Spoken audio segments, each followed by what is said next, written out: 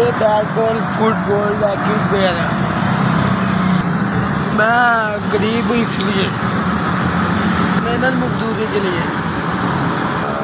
ये कोई 100-200 इस तरह मिल जाता है, बिक जाए तो। कभी बिकता कभी नहीं बिकता। पापा काम नहीं करते, पापा बीमार होते हैं, इसी वजह से। मिस्त्री होगा, मिस्त्री 2 महीने मेरी पापा बीमार है, मैं इसी वजह से ये काम करते हूँ, मुझे किसी ने करवा के दिया। यही कोई 100-200 रुपया बच जाता है बिक गए तो किराए पर। हम गरीब लोग हैं, हमारा घर का किराए का, और इसलिए वजह से मुझे यही करना पड़ रहा है।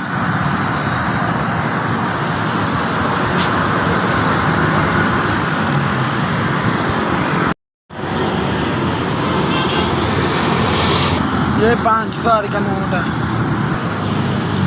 जिसने भी ये 5,000 रुपया मुझे दिया, अल्लाह उसको सेहत तंदुरुस्ती दे, उसके कारोबार में बरकत पाए, उसके बच्चों को सेहत तंदुरुस्ती अता फरमाए, उसको लंबी उम्र अता फरमाए।